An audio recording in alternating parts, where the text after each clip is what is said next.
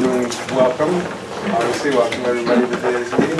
Introductions, do we normally go around the table? Okay, so, do you mind giving us that?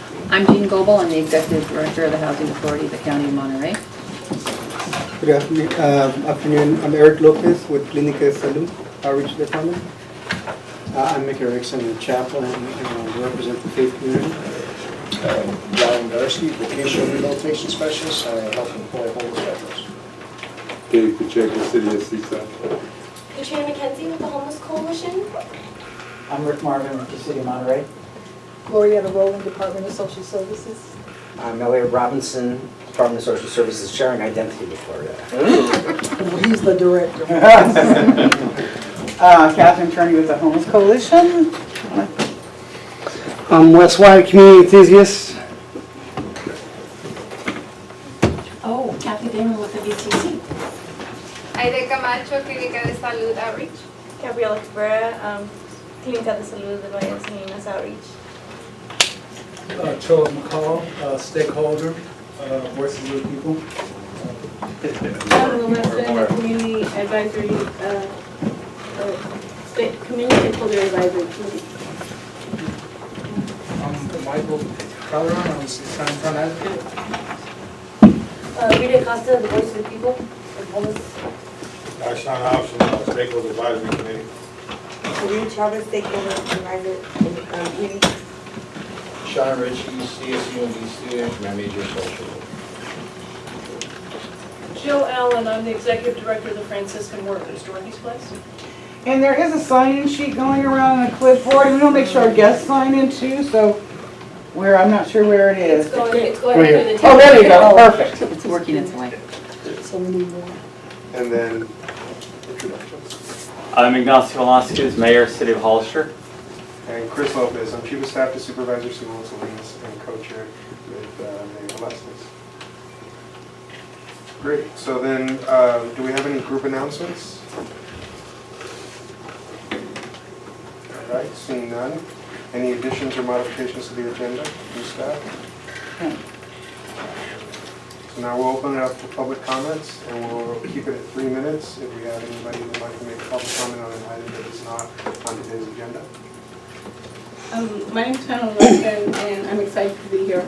And moving forward, where that we deal with quality of life and decisions that we make, with the ordinance that is passed, then we formulated different committees and action teams. So we're really glad to be here. Marlene Hurd spoke with Jean Goebel at a conference, and so our reach is far and wide, but without the stakeholders, it won't work. And we don't. When we leave people home, it doesn't deal with being homeless. It deals with quality of life, dignity, and respect. So we're here to learn and listen and help direct where that money is spent so that people can learn self-sufficiency. Because you can invest a lot of money in things that are issues, but instead when you invest in people's lives, we're really, really happy to create the relationship that all of you have been looking forward to. Thank you. Thank you. Any additional public comment? Hi, my name is Rita Costa. I took the first Rules Run tent community there to Chinatown in Salinas. I also was co-chairman of the Flush program, that's public hygiene that stay human. We took the very first porta potty to Chinatown. And I also ran a parents group meeting with all the people that lived in motel rooms, because you know that's one step between being homeless.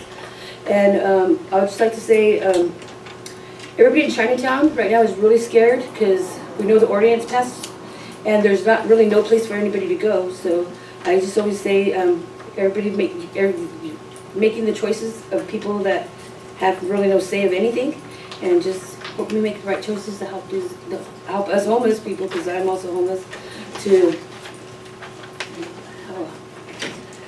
that's it. Thank you.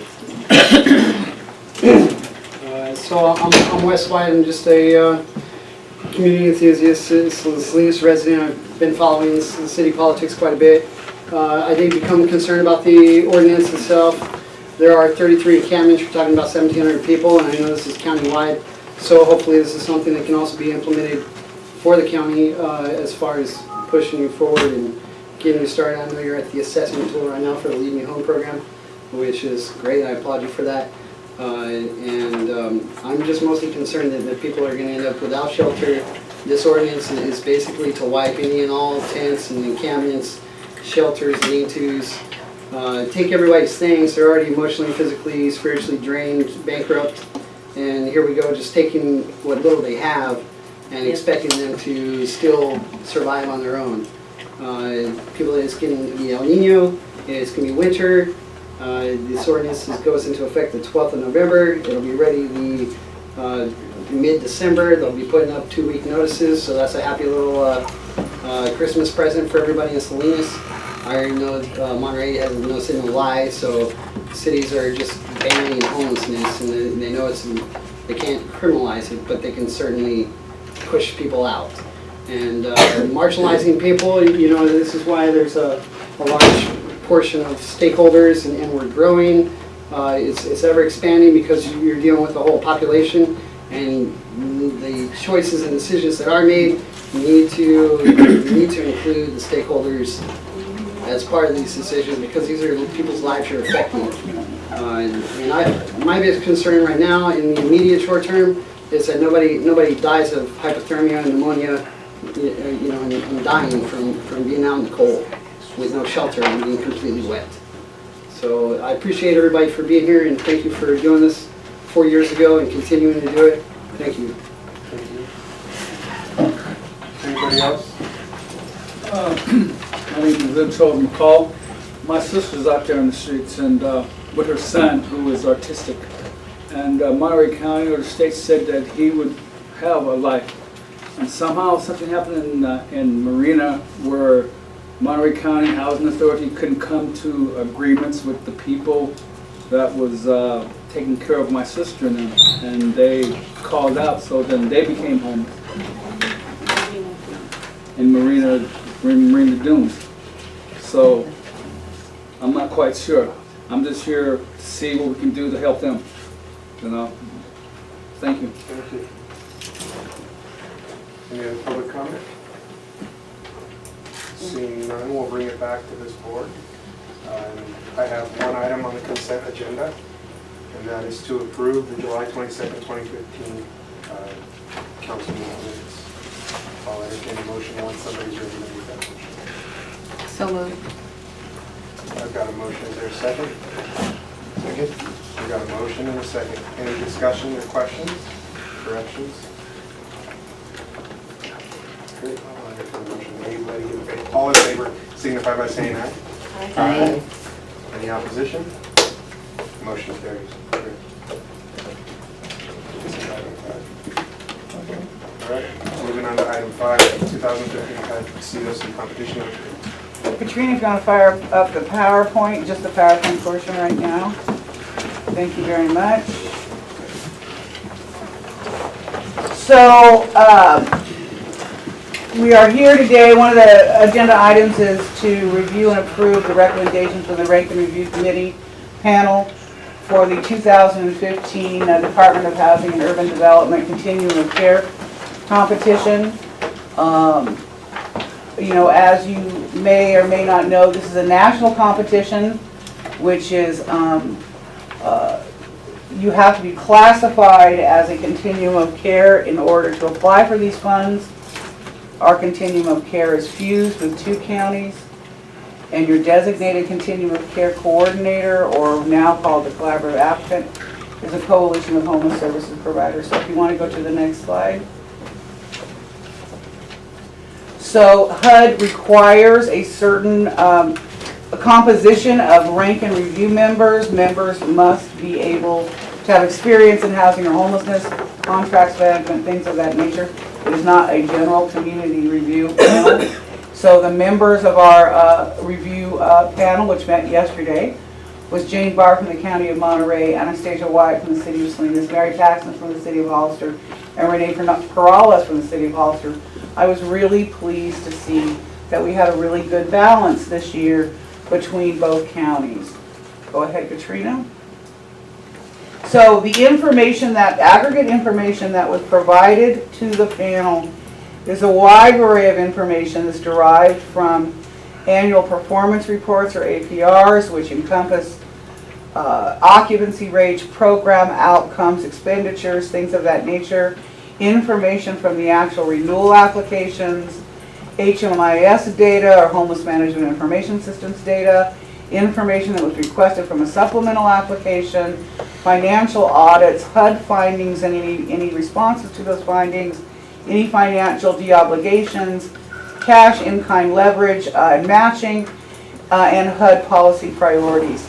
The collaborative applicant, which is a coalition, synthesizes and aggregates all of that information and provided it to the panel in advance. So there was a rank and review panel training session that was conducted last Friday and on October 23rd. Again, the aggregate data was provided in advance, and there was a review of all of the shifting priorities of HUD, things of that nature, which we're going to talk about a little as well. The rank and review panel session was conducted yesterday. It just feels like a minute ago. In fact, it was. It was conducted right here in this very room, and all of the renewal applicants were present for questions. So we are the coalition is your designated local technical assistance contact, and this is how to find me. I'm down at the end of the hall. So how many renewal applications were ranked? There were 13 standard renewal applications from 7 homeless service providers, 1 contracts transfer from one agency to another, more on that in a minute. The homeless services providers were Community Human Services, the Housing Authority, Interim Incorporated, the Salvation Army, San Benito County Health and Human Services, Shelter Outreach Plus, and the Veterans Transition Center. The program types of renewals were permanent supportive housing programs for Shelter Plus Care 2, Sandy Shores, McHope, Helping Hands, and the Casa de Paz contract transfer, which I'll talk about in a minute. Transitional housing program renewals were Safe Passage, Pueblo Del Mar, Shelter Cove, Casa de las Palmas, Homeward Bound, Mid and Transition, Lexington Court, and the Coming Home program. There was 1 supportive services only program, and that was from the Veterans Transition Center. It's called the Veterans Transition Center Project. So, this is how this works. So nationwide, there's $1.89 billion in this particular competition. The CA 506, which is our Continuum, has an annual renewal demand, or ARD, of $2,166,656, which does not include a COC planning grant. HUD anticipates they will be able to fund all renewals, but because things happen in the house and things change sometimes, they want to build in a contingency plan, and so they have required what is called a Tier 1 and a Tier 2 process. They've done Tier 1 and Tier 2 for about 4 or 5 Actually, years I think they more. did it a long time ago, and then they never did Right. anything with it, and then they started consistently. Right. Just about 3 years. Yeah, and they've changed the way they do it. But this year, which is a change, is that Tier 1 renewal projects can encompass 85% of the annual renewal demand. So that's 1.8 million and some change. Tier 2 has to have the remaining 15%, which is 324,000 and some change. And this year, just to make it even more interesting, they instituted for the very first time what's called the Tier 1, Tier 2 straddle. Previously, they've done it in a couple of different ways. Like for a few years, it was even if there's $1 that can be up in Tier 1, and it falls into Tier 2, it will pull the whole program renewal up into Tier 1. That now has changed. Now they say that if a project application straddles the Tier 1 and Tier 2 red line, HUD will conditionally select the project up to the amount of funding that falls within Tier 1. So for example, what you'll see is you rank projects until you hit that red line, right? And then you fall into tier 2. And if there's a straddle, then one program application, a portion of that funding would be in tier 1, and a portion of that funding recommendation would be in tier 2. And then HUD, once everything is received, will make a determination that either A, they will fund it completely, B, they will, and this is if there's a cut, A, they will fund it completely, B, they will not fund it at all, or C, they will fund only the tier 1 portion. And that is only if the reduced funding amount does not impact the program deliverables, right? So we, of course, want to just rely on the hope that HUD will be able to consider, when HUD says they anticipate being able to fund all renewals, they anticipate being able to fund all tier 1 and tier 2 renewals, and that's what we go with. So go ahead, Katrina. So let me explain this permanent supportive housing contract transfer, because it did play into the rank and review process. So Central Coast HIV/AIDS Services had a program by the name of Casa de Paz, which is a permanent supportive master lease program designed for homeless individuals and families living with HIV. It was master leased in one apartment complex.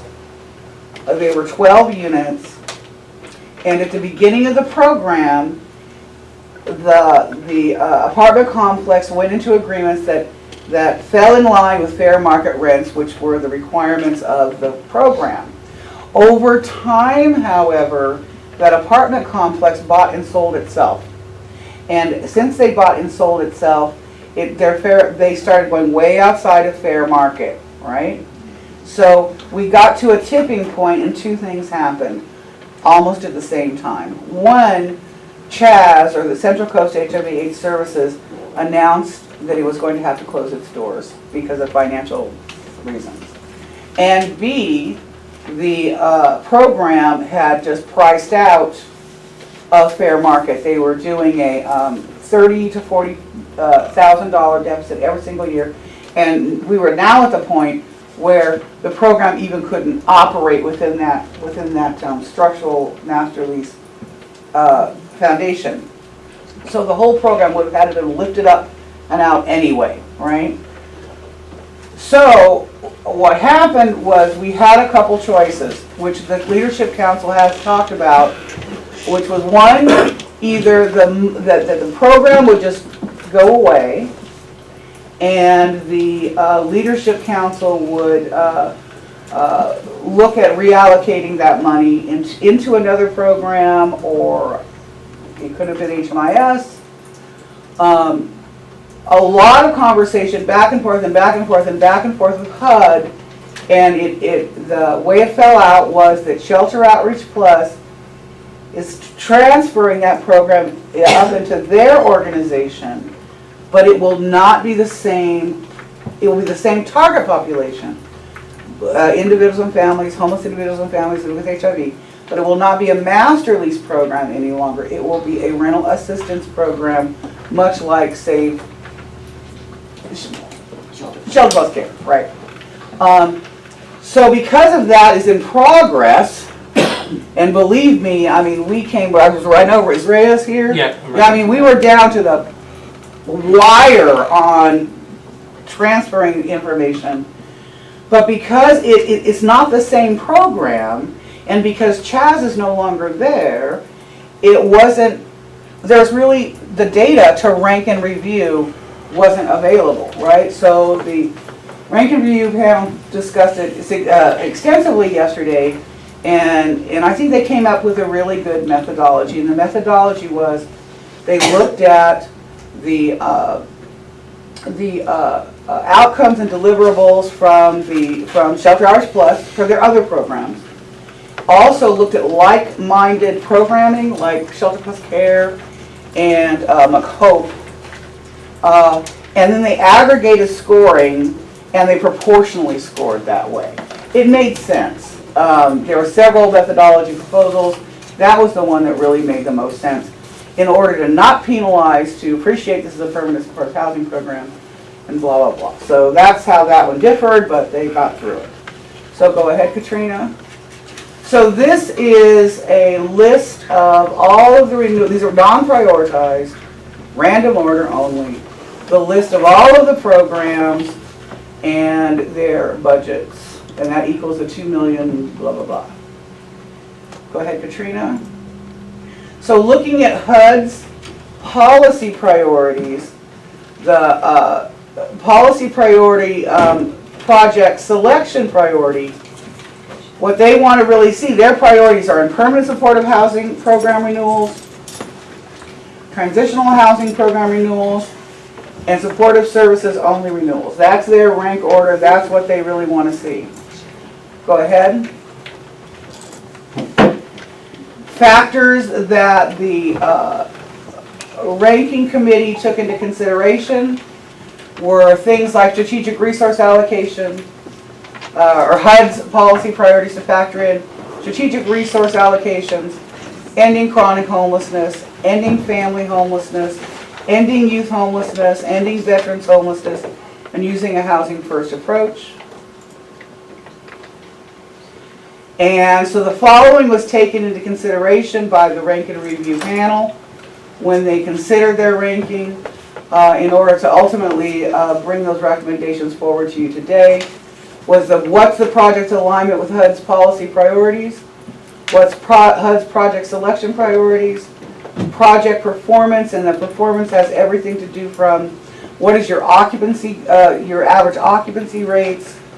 If you're in a transitional program, let's say what's the percentage of people who are moving from a transitional program to permanent housing, cash, non-cash benefit, obtainment, a whole host of project performance, project budget and cost effectivity, agency capacity to deliver the program, HMIS participation, as you know that is required, leveraging or matching, there's a 25% in-kind or cash match required for any program budget except for leasing costs.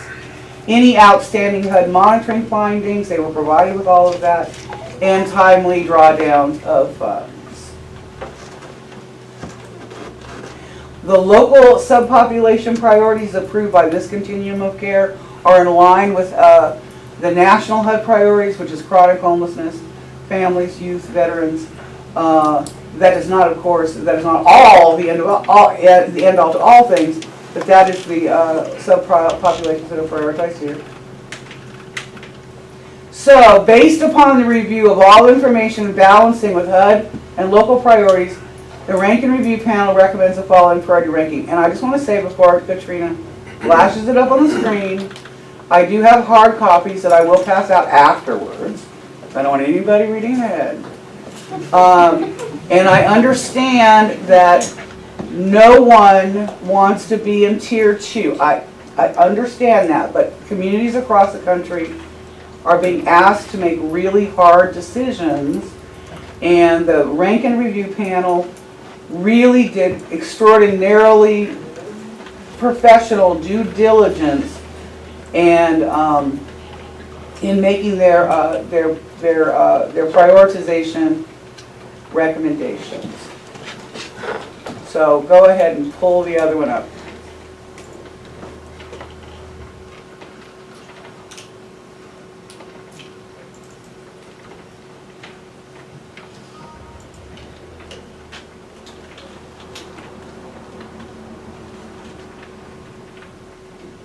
So tier 1, as remember, is 1,800,000 and change.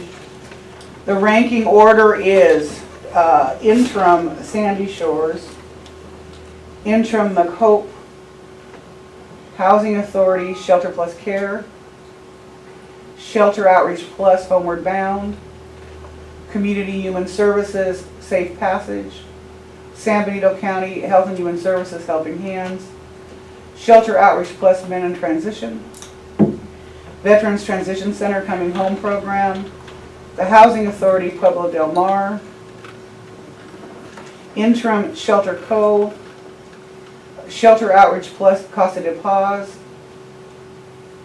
and then now we go into a straddle. So go on down, just go on down to the next part. You want the breakdown? Yeah, the breakdown's probably the easiest. So there were 3 programs that fell into Tier 2. And again, there's... Why?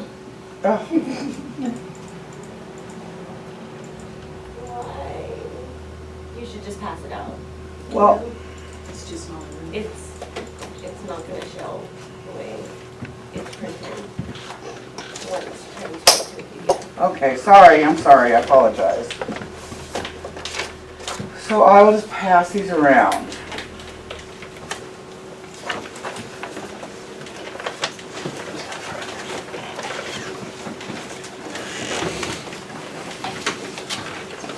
So if you look at the second to last page, you will see that 3 programs fell into Tier 2. Those 3 programs are Most Lexington, from Shelter Outreach Plus, the Veterans Transition Center Services Only, and Salvation Army Casa de las Palmas.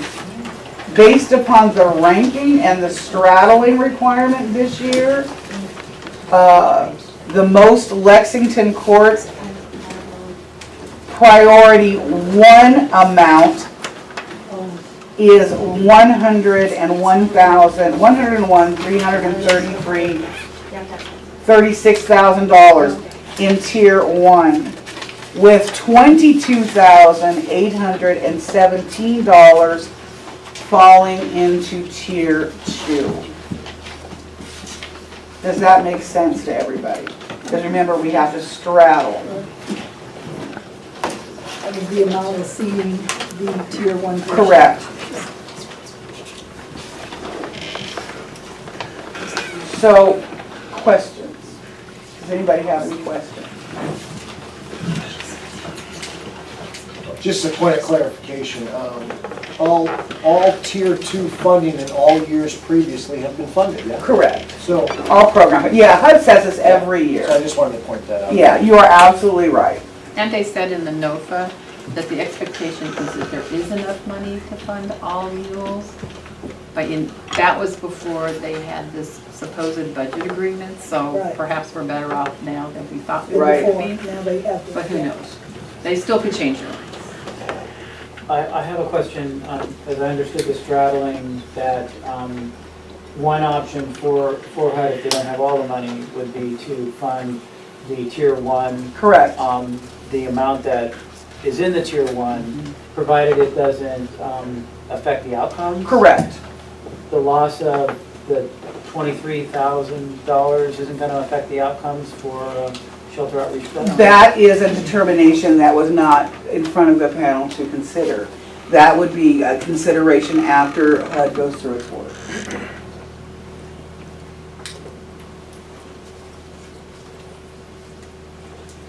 So these are the recommendations.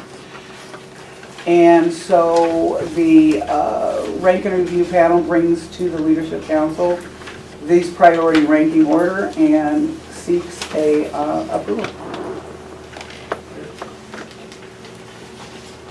Any comments? Comment?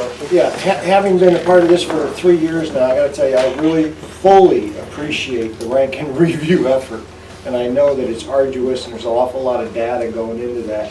And I know that we kind of vacillated over this the first couple of times, wondering if that Tier 2 is going to get, you never know year to year. But in general, you know, the foundation has been set. It's been taken care of every year. And of course, we hope again this year with that. I move to pass as presented. Got a motion. Second. We got a motion and a second. Is there any public comment on this item? Yes, as that Marlene heard from Oakland had expressed concern with this being a priority, like my brother, he's a successful person that has been in Rock Rose Garden and Macomb. When that we're dealing with the Leave Me Home plan, if we're dealing with this as a priority, underneath Wayne Clark, it dealt with substance abuse and disability. But when that you deal with the gaps in access, when you deal with justice involved, when that you deal with families that aren't underneath these classifications, and we deal with fair housing. I'm wondering if after 3 years, whether that dealing with quality of life for the community as a whole is really what that we're looking at. To do the same thing the same way. When that you deal with money, when you deal with community corrections partners, when you deal with UA, I'm wondering if we're the most efficient and effective if we do the same thing. And if we're going to do the 10-year plan to end homelessness, and that's what this leadership council is about, and the stakeholders are finally here. My brother's successful, but for my son and others that don't have medication and don't have continuum of care, I would like the leadership council really to look at, is this really fair housing? Is this really what we fund? Because it's successful, but you have 17,000 individuals out there that haven't been serviced. And when you make a priority, is this really underneath rank and file? Whose scope are we looking at? With the Homeless Coalition, they do a good job with some people, but in dealing with the gap of unrepresented stakeholders here, I would really like Ms. Goebel to follow through with her concern. With Bessie Taylor, her son had quality of life for 22 years. Marina June raised the rent, and they're down in Chinatown. And I went, we asked for the 504 coordinator to meet with her. She didn't. So do we do what we've always done? Underneath Simone Salinas, he heard and he listened, and the priority more than what you think is what people have to live in the impact of these decisions. Like I said, I've been benefited, but dealing with minority, dealing with disparity, and dealing with incarceration, I don't think that that's the priority that should be agreed upon and invested and supported in this meeting. Thank you for your comments. Any other public I comment? have a question, actually. So all these funds, are they allocated to certain programs for housing? This is like what HUD, how much HUD kicks in for each program that they apply towards the housing. So all these funds are given to all these programs, and then a certain amount of money is allocated to each program? So after comments are done, I'll bring that back to staff and Okay. answer that. Are there any other public comments? Okay, seeing none, we'll bring it back. Kevin, do you mind answering that question? Yeah, sure. So for this particular funding stream, HUD has extremely specific rules and regulations about what can and cannot be funded. This, for several years, HUD in this particular funding stream has focused only on renewing existing programs. So you can't go outside of that because it's just not an option, you know what I mean? And the program amounts that you see are the agency's budget for the program, and just so everyone understands that there's no cost of living increase. So if a program's been online for 7 years, right, they cannot ask for any more than they did back 7 years ago, right? And so part of the local process, the responsibility of the local continuum of care is to provide to HUD the priority ranking of those renewal applications that are eligible to participate in this funding stream. Does that answer your question? Yeah. Okay, thank you. All right, I've got a motion and a second. We'll bring it back to this body. Are there any additional comments or questions? Yes, Mr. Co-Chair, I can't see your face. Catherine, maybe just the rank and review panel, maybe just so everybody is on the same playing field, that maybe explain how that is determined and... I did, before we started. Okay, sorry. Yeah, that's okay. I walked in and No, that's okay. I apologize. And we had a balanced group. We had 2 from Monterey County, 2 from San Benito County. Any other comments or questions here from this body? Okay, so I've got a motion and a second. I'll call the vote. All those in favor signify by saying aye. Aye. Anybody opposed? Abstention. We've got an abstention from Jean Goebel Abstention. and Robin McCray. And the motion carries. Thank you. So Katrina, if you go back to the PowerPoint. I'm sorry. Is it?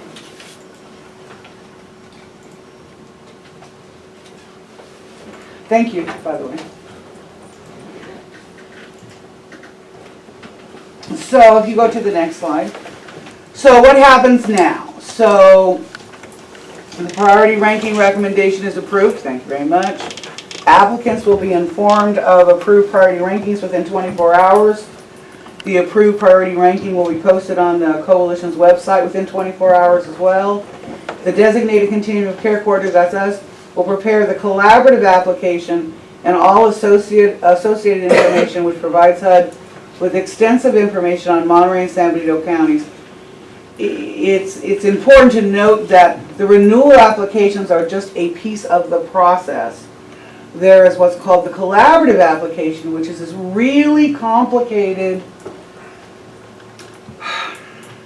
application that has to be completed that talks about community-wide things. How are you addressing housing first? How are you addressing coordinated assessment referral? What does your data look like? What are your systems in place? It is extraordinarily complicated. It is very time-consuming. It has multiple layers, and it is very detail-oriented. And the collaborative application must score appropriately for the renewal applications to be considered.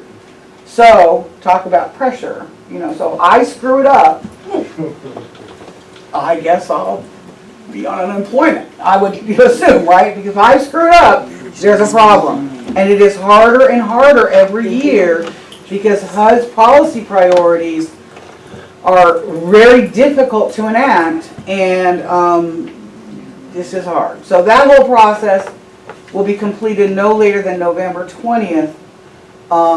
And included in what is uploaded to HUD is the priority ranking, the collaborative applications, all of the applications that all the renewals have submitted. They get it all from all around the country by November 20th. Hopefully, knock wood, it'll be way before then. So go ahead, Katrina. And then what? We wait. Every continuum of care in the country waits for HUD to announce. It can take up to 120 days. HUD then announces a national announcement, and then HUD then starts to kind of, through field offices through the country, starts working through their giant stacks of contracts that they need to execute, and they will then execute those contracts with the individual renewal applicant, or renewal agencies, I should say. And that's it, in a nutshell. Questions? Additional questions on next steps or process? Just a comment, just to appreciate, I know this is, it's really complicated work that the coalition has been doing for many years with limited staff, so I just wanted to kind of throw in a word of appreciation. Thank you, that is much appreciated. Additional comments or questions? All right, we're going to move on to item 6, the Coalition of Homeless Service Providers Capacity Expansion. Are you making that presentation earlier? Yes, it is. Yeah, I guess I am. Okay, a couple things.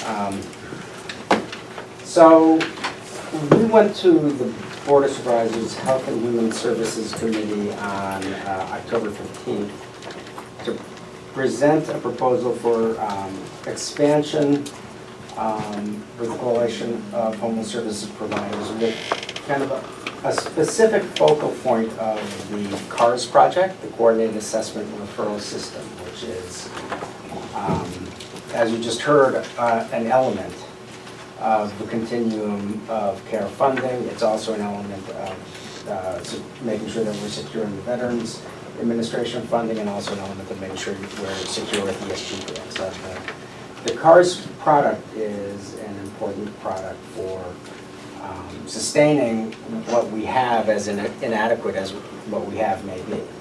So, so it provides that resource, but also probably more importantly than the kind of the bureaucracy of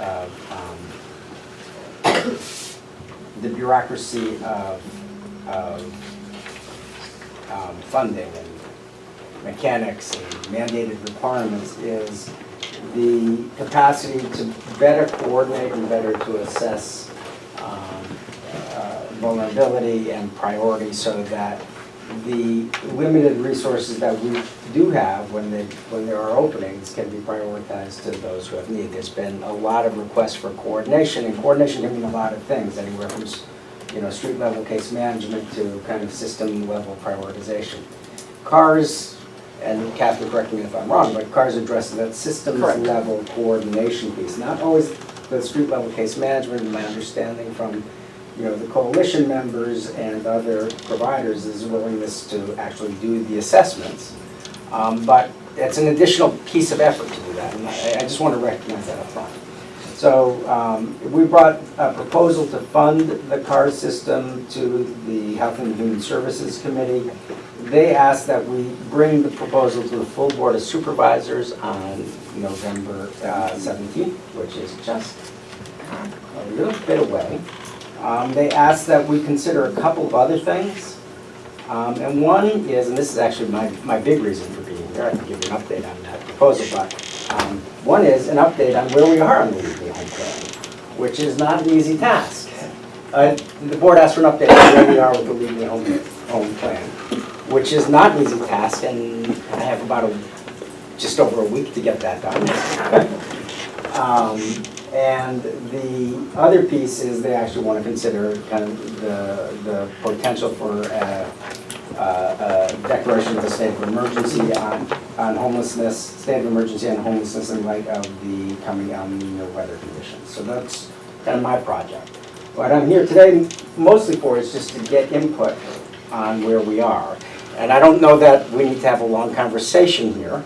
I asked my staff to draft something so that we weren't starting from ground zero. And, this is kind of where we started from. I have more copies if you'd like. And I'm happy to take input. I want to keep, my goal is going to be to keep it simple. Again, because there's not a lot of time, and the bigger, I think, as I step back and as I kind of reflect on, what happens. As I reflect on,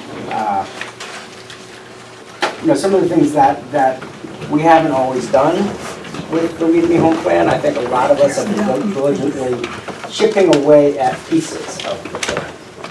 But we've never circled back and said, this is where we are, this is what we've accomplished. And again, it's not necessarily individual members around this table who are accomplishing things either. I mean, I can put on my hat as a member of the Community Corrections Partnership, where, and I'm sorry, Mayor Velasquez, I don't mind County more than San Benito County. There we did invest money in housing. I think it's roughly $325,000 in a housing program for offenders under community supervision which need it. Obviously, again, many things are drops in the bucket, right? We invested that, we've invested money in employment programs, and so we've never really fed that into, in a robust way into what we've accomplished. Other big thing that, I can, be very aware of is for emancipating foster youth. The whole AB 12 program, that's both houses came into play, which extends foster care resources for emancipating youth up to age 21, rather than this kind of 18, 19-year-old cutoff. It extends several more years while we work with youth on independent living, and we've also implemented a robust transitional housing program, or PHP Plus, transitional housing plus program for foster youth. So we put places, those are two examples where pieces have been put in. I know some of the cities, an example being the partnership between the city of Salinas and Mid-Peninsula Housing to create units, efficiency units in Chinatown, and the city of Monterey has kind of put effort into senior housing in Monterey. So gathering that input of what's been done is very, very important. Along the line, I can go with what I have, but I want to be very respectful of this committee as I try and speak for you. What you have in front of me is just a brief memo from me, and then we took the Leave Me Home Plan and we pulled out all the action steps. And if you go through it, you'll see we kind of highlighted years 1 to 3 updates, or where there's a year 110, years 1 through 10 area, we put an update there.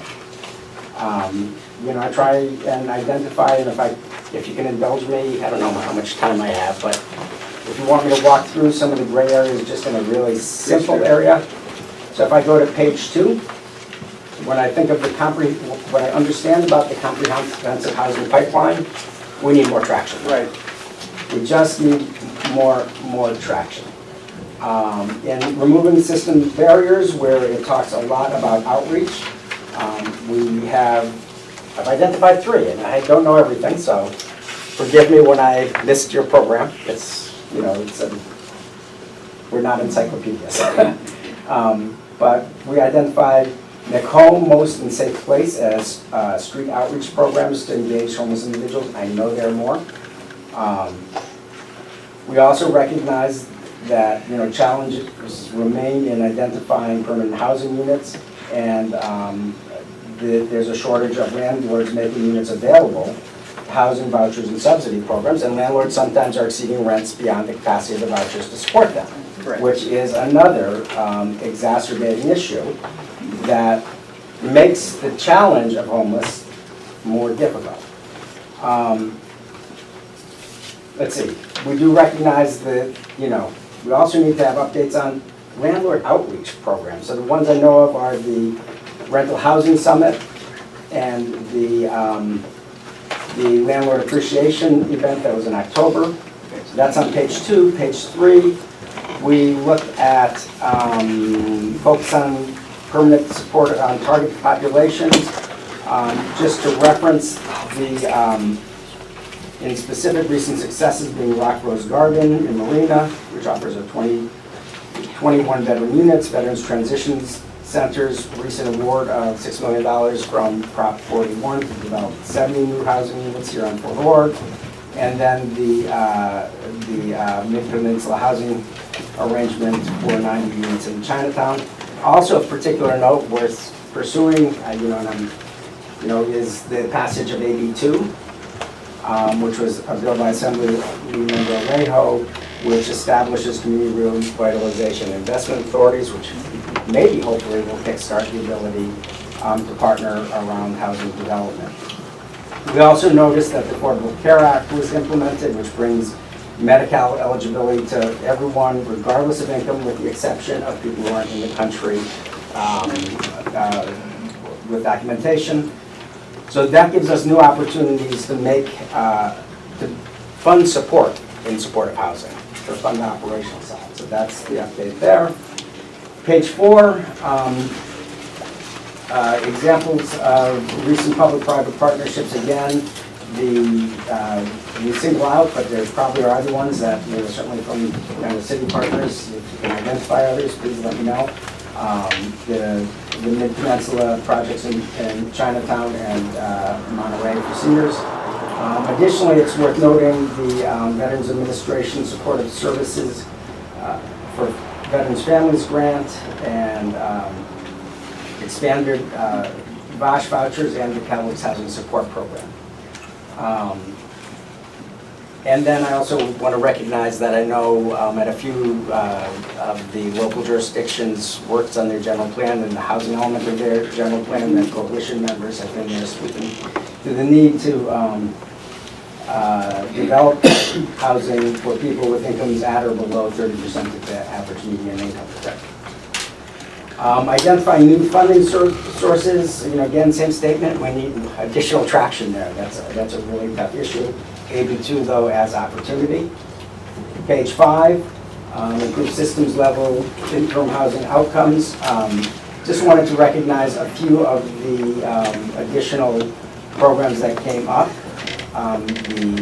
or are coming up. The Women's in Transition program and the soon-to-be launched Interfaith Housing iHelp program for women in November. Shelter Outreach Plus is also in the process of developing a medical respite program to address the needs of homeless individuals who are discharged from a medical facility. The Tanamura and Antelope project to build 800 units for seasonal farm workers brings pressure off the housing market and addresses farm. Yeah, 4, yeah. It's not 800 units, but it's enough units to house it. 800, yes, thank you. It's worded right. I said it wrong, but I think I worded it right. There's the transitional housing resources for emancipated foster youth, including the KHP Plus program, and the expansion of foster care to age 21, and then the AB 109 housing resources program. In terms of performance, again, something, performance measures, something that we definitely need to have some more traction on. I do want to recognize the systems mapping project that was completed this summer will help us kind of lead to some of the performance outcome measures. Systems level integration, and this is where the CARS proposal plays a big piece.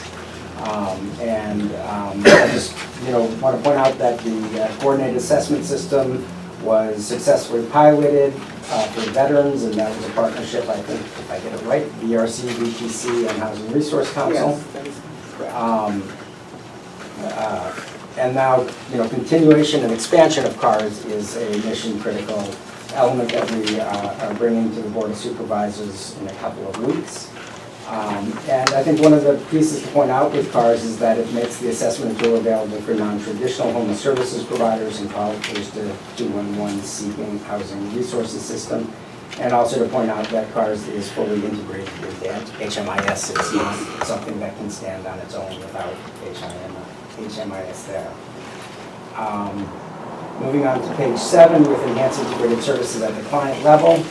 And, again, similar statement around the pilot of CARS and the rollout of CARS, which includes the vulnerability index, but also to point out some of the things that we've been working on with the Affordable Care Act in terms of getting people enrolled. And I think Eric could probably attest to this, that someone touches healthcare who's uninsured. I believe every healthcare provider, at least every healthcare provider worth their salt, is getting in a Medi-Cal application right away. Between various providers, there are outreach in communities that include homeless individuals. And also, I wanted to point out that integrated services clinics with the behavioral health and public health together have been established in Marina and in South County. And behavioral health is currently working to implement a new alcohol and other drug strategic plan for Monterey County in response to the new drug Medi-Cal delivery system. In enhancing and integrated services at the client level, the plan talks about a program called SOAR, which is SSI advocacy. We implemented SOAR kind of just after we brought the plan up. It hasn't really yielded the benefits we've hoped for. It still takes nearly forever to apply for SSI, even though we are one of the SOAR counties.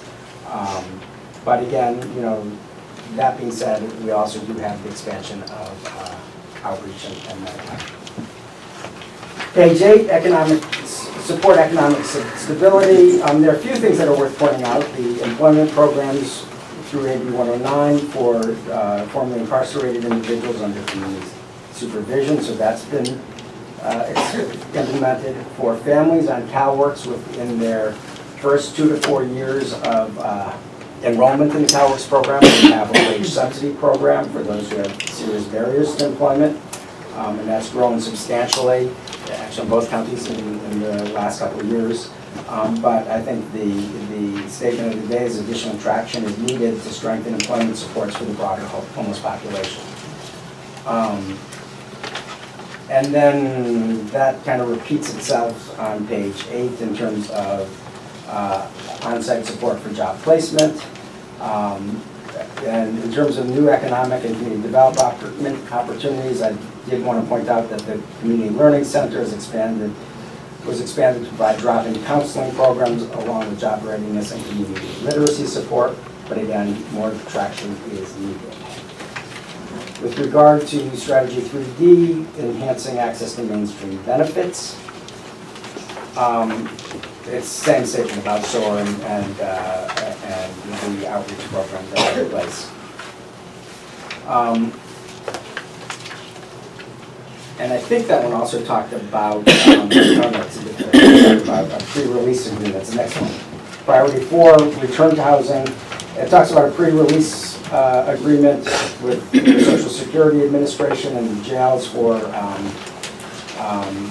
enrollment in SSI prior to release. That has not been put into place, but then we do have the various other relationships that are in place, and in terms of people who are leaving the jail, we partner with probation to make access to outreach workers for those under community supervision. And we also have a process in place to do eligibility, medical eligibility for inmates who need inpatient care. In terms of 4B, alternatives to arrest and incarceration, I know this group is working to bring additional stakeholders into communities, and that's something that's just worth kind of noting. But the Monterey Homeless Exchange, which is a partnership between the Monterey Police and the homeless services providers designed to triage needs, is a valuable model. And also we want to point out that behavioral health has revitalized and expanded its mobile crisis team. And then create universal healthcare discharge processes. I referenced the local hospitals and the Hospital Council of Northern California and Shelter Outreach Plus have been working very hard to develop a medical respite transition program. Just because it's near and dear to my department, we've been recently kind of faced with the closure of a board and care facility and just the challenges of board and care programs. I think is an emerging issue to pay attention to. With regard to transition age foster youth, I think I spoke a lot about that. The only thing to add to what I've already said is the establishment of the Epicenter, which is a youth-led resource center geared to providing peer support for foster youth, probation-involved youth, and other at-risk youth. And then I don't really say much about the implementation side, because it's not so much, or the organizational side, it's not so much the strategic. So I let stay silent on that, because I think kind of the real thing is to focus on those other action steps. So I welcome your input. I'm not looking, hoping no one wants me to rewrite, rephrase, do something too. I just want to make sure I gather kind of the key elements that have been put in place. I'll provide you with some additional information. Yeah, we know there's some projects that we may not be aware of or didn't recall, so there may be some additional projects that we definitely can add in there as being implemented. And I'm going to be putting input forward as well, so just to make it efficient, you might want to just send it to me. Okay. I'll incorporate it and send it on so you're not getting... So ignore what I say in the cover memo to contact me or Lauren. Just because it just might be, scattered. The only other thing that I should say, kind of, if I can just take another minute, there's a lot of conversation around the country about collective impact, and I know, I said on the, I chaired the first phase of Impact Monterey County, and it strikes me that at this table we have a collective impact strategy around homelessness, although I don't know that we've ever formally framed it that way, and there are some elements that we probably need to think about more deeply, and I'll offer myself and or my team to help frame that. But a few things that would probably be worth doing is, are there a few metrics that the group thinks are really important to look at? For me, I pay attention to the homeless census. I pay attention to the count of permanent supportive housing units, and the no, there's a third one, but I can't remember at this moment. But having 3 or 4 metrics that then we can manage, and not a gazillion metrics, because then you get lost in the metrics, but having 3 or 4 that we can focus on and measure our progress on, and coalesce around, would probably be very valuable. And also perhaps, if we can get some more staffing at the coalition, participation with the Champions of Change project. So those are just thoughts that I want to put on the table. No need for action or anything. Thank you.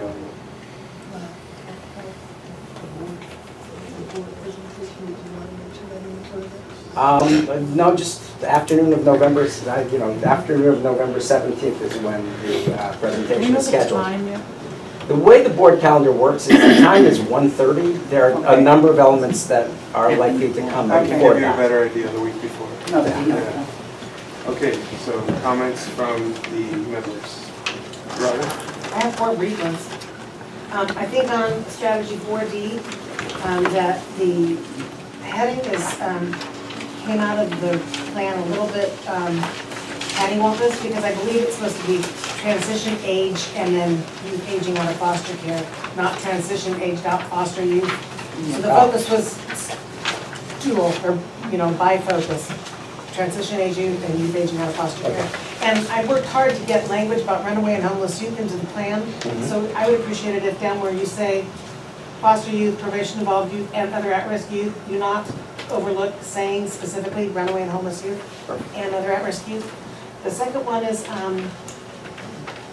the establishment of the Leadership Council came after the 10-year plan, or out of the 10-year plan, and the entire committee structure. So I think that ought to be mentioned as progress made on the Part of the governance. plan, because it's part of the, it's part of the implementation of the plan.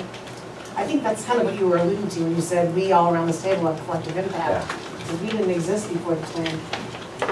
I don't know, Rick, if I'm speaking out of turn, but is there a place to put something in there about the city of Monterey's pursuit of the HUD funding for the projects that you have identified as viable for the city? Well, I think so, because we are, I'm in the process of working through an RFP for this, but we have funding because it built up over time, and we got our plan approved by HUD on how we're going to spend that. We have to spend it in a pretty quick amount of time. And we had a lot of community input and a lot of input from service providers on some projects. And so we intend to provide funding for rehabilitation of some units, for the Veterans Transition Center, for individuals and families extremely low income. We propose to provide some funding to allow the rehabilitation of a building to become another respite care facility. We've been working with Interim on that, and a small amount of funding to do some rehabilitation repair of Community Human Services building, which may eventually allow that building to be, with a proper approval, become an emergency overnight shelter for youth. So we're in the process of preparing the RFP, get those proposals to be able to do those funds. And the other thing is we just completed we were late, but we just completed our 5-year plan. And in our 5-year plan, which has not been approved yet, we're still working with HUD on it, we've really emphasized the need in the out years, 3, 4, and 5, to really concentrate on how we can come up with a strategy to fund and actually build another affordable housing project in the community that's really focused on the extremely low and low income. We've identified that as one of the demographics that's not really being met. And so we'd like to try to figure out how to do that. Truthfully, we don't know how to do that right now. And it's got to be a bit in the future because we're spending an awful lot of time trying to complete 2 projects that are providing some extremely low all the way through median rental units, and we're trying to get those completed. So is there any way that, just for input? I'm going to provide some comments to... And again, I mean, one of the important things is what's been done.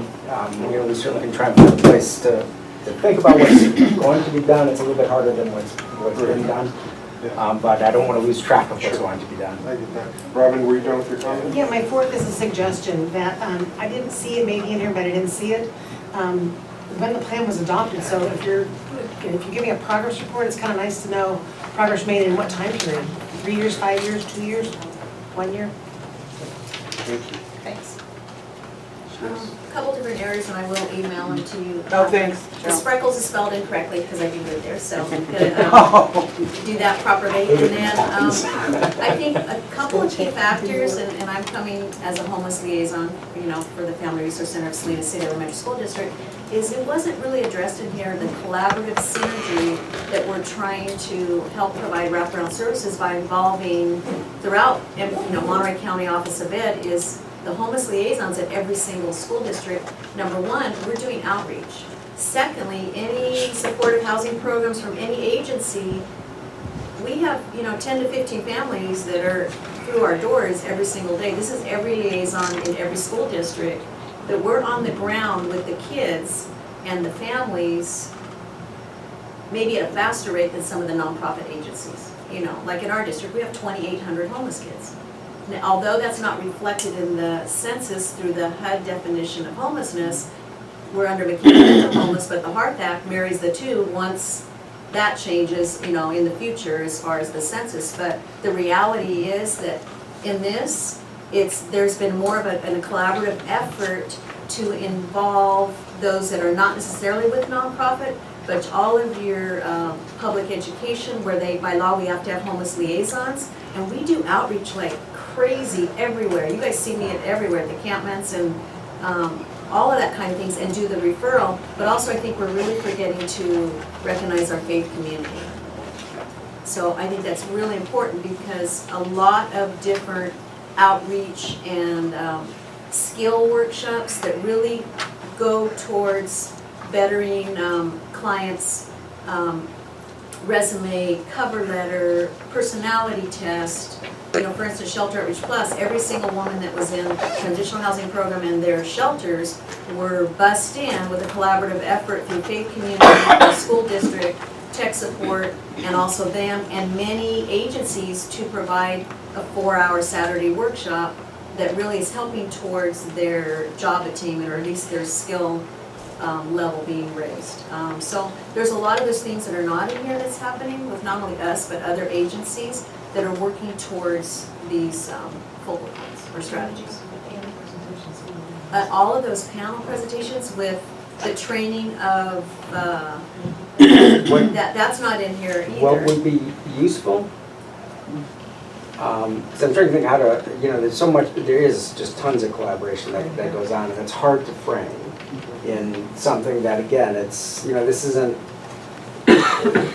you know, to me, one of the big things is, you know, what I've heard recently more than, you know, one time, like the year as well, there hasn't been progress in the home plan. So I'm really want to try and frame, these are, you know, steps that have been taken that we haven't done enough to celebrate. And a lot of the collaborative efforts, they're robust.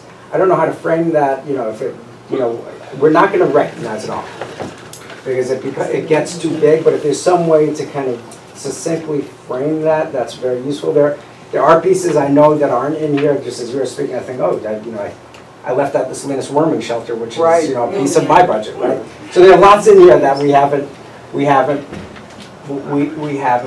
put in.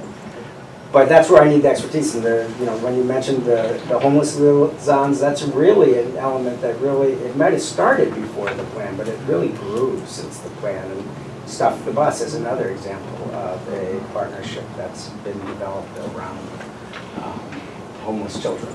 And I want to just add with homeless kids that, you know, each organization that's funded through HUD has to designate, and I have documentation of it, it has to designate at least one agency-specific person who's that responsible party to link up any homeless child with a homeless liaison in that particular school district.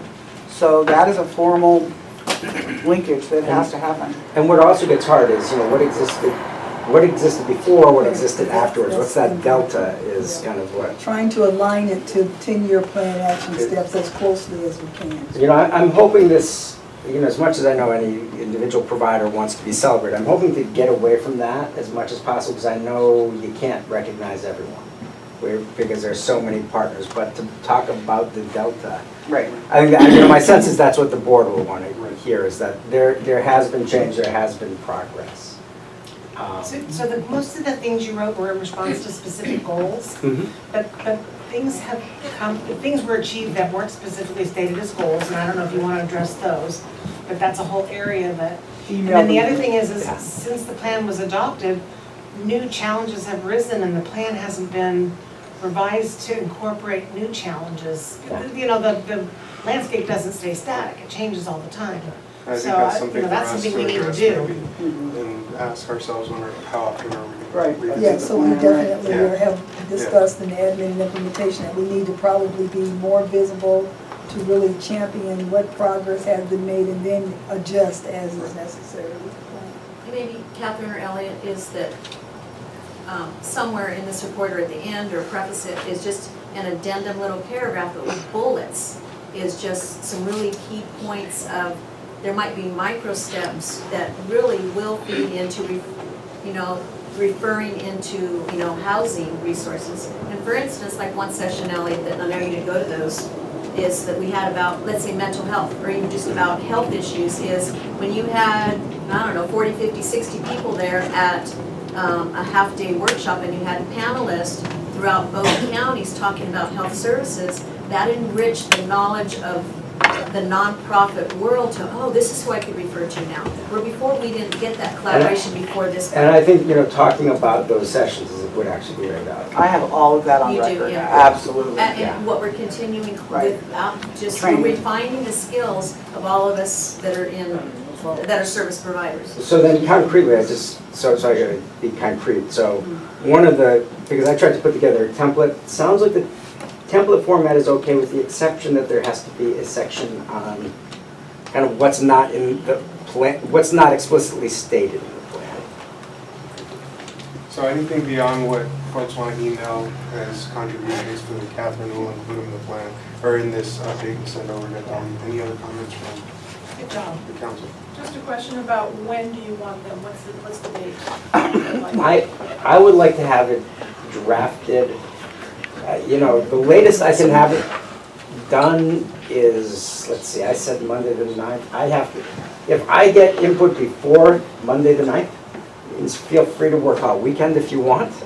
But if I have input before Monday the 9th, that gives me a couple days to synthesize and format. Which means I need it much before that. So- I need it by like mid next week. Like Middle of next week? Yeah. Okay, very the good. 3rd of November. Yeah, the 3rd of November.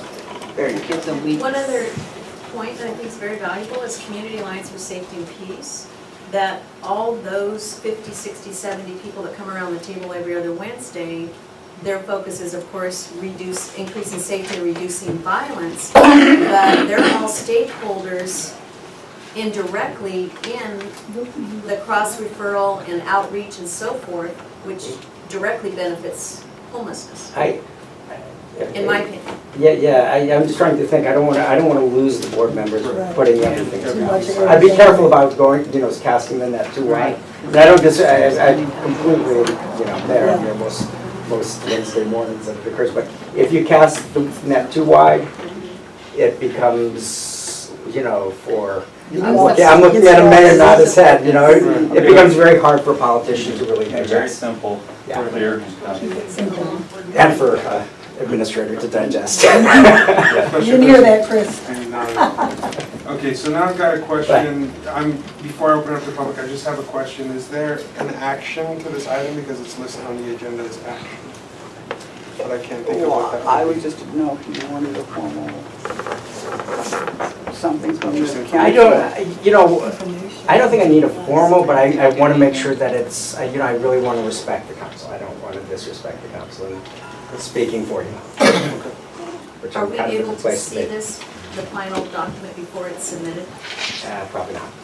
I wish I could do that, but if you can delegate your staff that nod. Well, to send an e-blast to the leadership council. I can, I have to get Well, it back the timelines are so though. This tight. timeline is really tight, so tight. I'm afraid to promise You have to anything. trust the process. And, in all candor, I think what I've heard is, from the ranking proposal, just on that, the further question about, I can't remember, the collaborative part of the application, really we need to be able to demonstrate the progress on cars. And so what we put in the update can change. It has to be honest, it has to be succinct, but it's not a guiding document.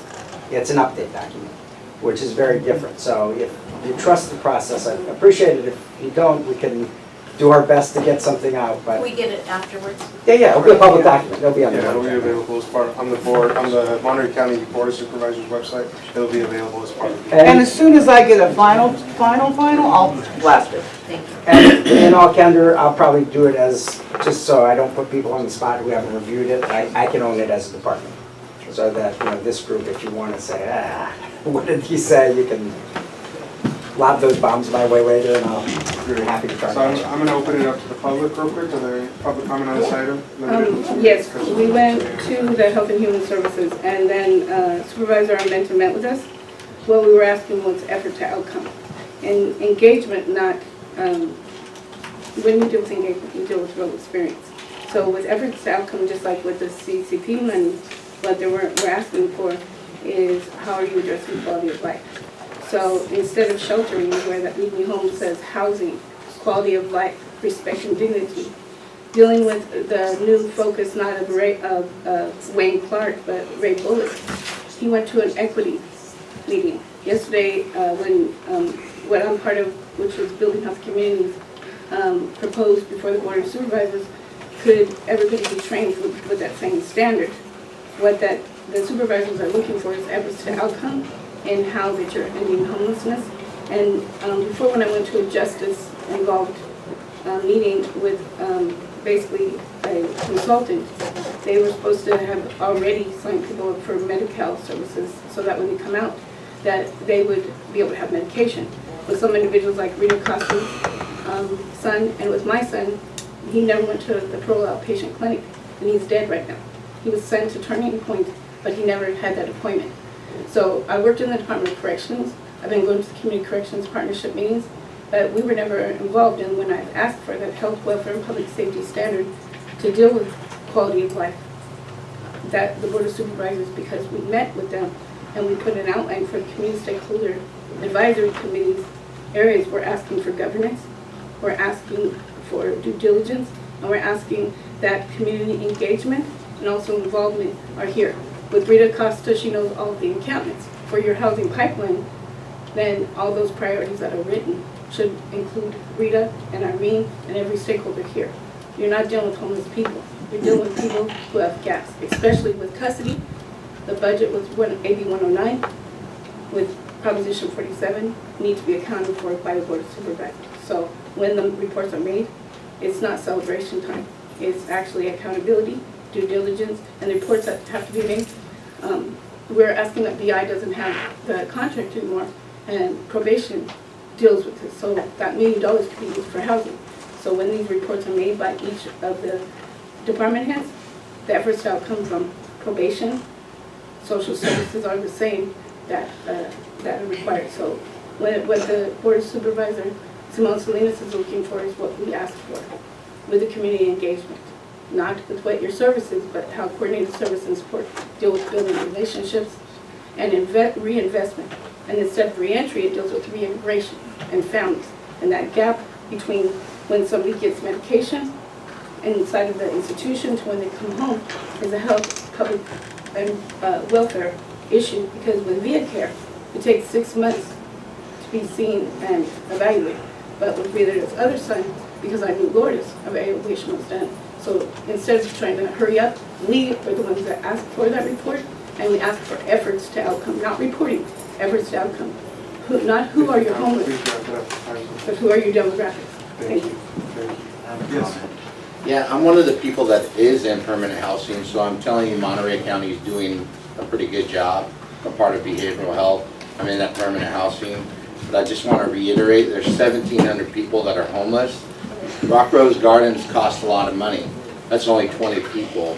So what I'm looking at saying is, why don't you do a legal encampment that you could have for a couple of years until you can build some more housing, where you allow like 100 people to have an encampment within certain standards, within certain rules, where they can't have bulky items, but they're allowed to have an encampment, because you're not gonna fix the problem. You're gonna talk about places that you built like 20, 60 people, talking about 1,700 people, talking about Section 8 vouchers.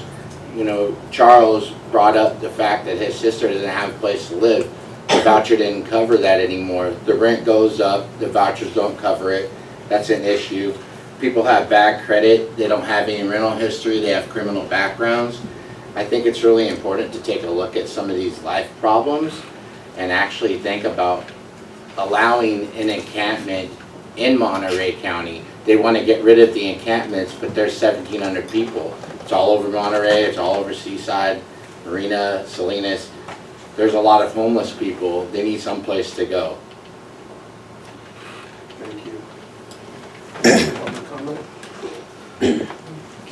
Yeah, so yeah, there are 33 encampments there, and they're like families. You know, they're communities. They're people that they trust each other. They know each other, so it makes it a little easier.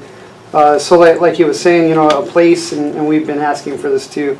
Some Monterey County property, because apparently the city of Salinas, and of course this is the only scope I really understand is Salinas at this point. But throughout Monterey, I'm sure there's county property within city limits, and especially in Salinas because it is the county seat. I don't know where South County offices will be located, but you know, access to resources and services is essential. And having a place, I mean, there's one encampment of 9 or over a dozen people that got their stuff taken at 7 in the morning. They had blankets and food and recycles, so they were earning money, and everything just got swept away without a notice or anything. And you know, last night it rained. We just need a safe place to put these people. So that's, you know, I'm very glad that you guys are coming up with this report, and I'm so glad that everybody's willing to coordinate and make it a very thorough and robust progress report, I suppose. And thank you for doing that. But yeah, let's try to think of more creative ways rather than only just throwing money at it, but also putting people in a safe place in the interim. Thank you. Just a point of order, Chris, and this is a delicate comment. And we want all comments from the public. But the point of order on the agenda is we are past comment from the public section, and we have specific actions that have to be worked on. And I would just request we move on the actions before any further public comment. So that's general public comment that this was related to the item. I opened it to tangentially. They were tangentially related to the item on the report. I know, that's what I'm making my point of order to, is that you're opening it to the public. Right. Yeah. Okay. All right, so we're bringing it back to this body, and in the end, did we decide that it was an action item? No. Okay, so there's no action. Thank you for the report. Catherine, do you want to take us to item 7? Yeah, okay, so I'm just going to be very brief because we're running right up against time and I don't want to keep anybody. With Chinatown, you know, the City of Salinas did pass its personal property ordinance. The coalition did submit written comment, which the city chose not to embrace, which is fine. It's my understanding that, so my efforts now are not so much about the ordinance itself, but the application of the ordinance. So the city attorney is supposed to be contacting me, and I'm going to try my very level best to work through with the city attorney some clarity in and around how this ordinance will be applied and what the process, the written process will be when it is implemented in 30 days. In addition, the City of Salinas and the Franciscan workers are just about an inch away from signing their sublease agreements, right, Jill? Okay. For 115 Lake. The minute that goes into execution, Franciscan worker says they're ready to rock, and again, that will be a facility which will be a 3-pronged effort. One is permanent, well, flush toilets and showers, as well as a hub for coordinated entry. Number 10 Soledad Street, the city's working on an RFP. They're going to internally design it in a generic sort of way so that it can be used for multiple purposes if necessary. They don't want to be too specific about it. And so just in the interest of time, I'll just probably leave it right there. Good, thank you. Comments, questions? Seeing none, open it to the public. Any public comments or questions on this item? Ms. Gibbon? All right, seeing none, coming back to item 8. Coordinated assessment referral.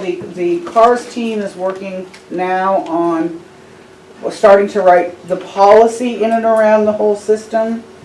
And then this morning we met with Community Technology Alliance to look at what the master list process and will be if we are granted the expansion funds and if we are not. We just, at this point, have to look at it both ways. The huge advantage of being able to expand is that it does give those non-traditional service providers the opportunity to participate in CARS because they don't have to have HMIS licenses and come to trainings and blah, blah, blah. They can use a smartphone and, a faith community, can have a volunteer, right? Use a smartphone, do a vulnerability index, and have it travel from that smartphone into the system, and that person can be placed upon the master list. It is huge. That would be huge. If that expansion isn't made, the initial first 2 or 3 years of this is going to have to be limited only to HMIS participant agencies because there is no way to expand out without capacity expansion. So knock on glass that's on top of wood that expansion works because it is hugely different. So that's where we are at with CARS. Did you want to mention that if it's not funded and we limit the rollout to the member agencies, even then, because of the new requirements, we doubt that it's something that the coalition can do at the existing staff level? Yeah, it's going to be extraordinarily difficult because it's going to be the coalition who has to work that master list. And, because of finances, and because of the fact that the coalition member agencies pay for HMIS themselves out of assessments, we had to take away hours that traditionally were used by CTA, and Katrina now is the initial gatekeeper. So a lot of Katrina's time, and remember the coalition is one professional person and one administrative coordinator, that's it. Katrina spends a huge piece of time working with HMIS users, prioritizing help requests, and if we have to add on top of that, maintaining the master list, it's going to probably break our back, just professionally. So there you go. That's my update. Thank you, Robin. Comments or questions on this? I just want to echo Catherine's remarks. I think Catherine is not downplaying, but is not emphasizing the need enough for the coalition to gain in capacity. As one of the coalition board members at the table, using HMIS in our agency, I realize that it might not, probably break their backs. It will be impossible to do master listing without increasing the capacity of the coalition. And I think every executive director at the table would agree with me. This absolutely has to happen if we're going to be able to maintain the master listing.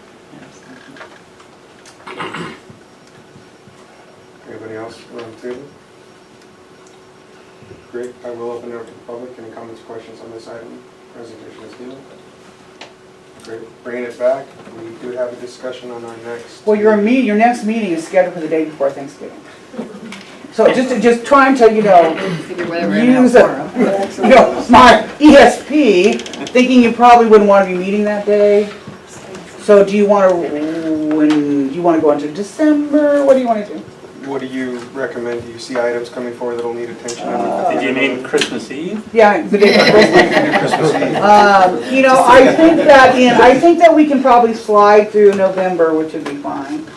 And then and then December is probably, Probably would be, have to be moved up at least a week before. yeah, probably, just so that we're not sitting on a holiday. And given that you've got a 2-month gap, maybe you want to put it somewhere near the beginning of December. Yeah, something, yeah, that makes sense. Does December 9th not work for anybody for some reason?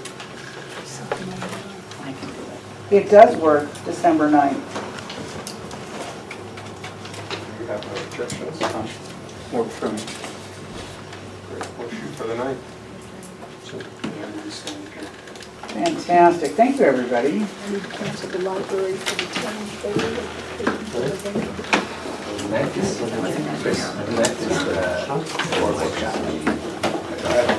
Yeah, I prep them and I walk away. I'm not the one that's in the back of the room. Oh, is that you?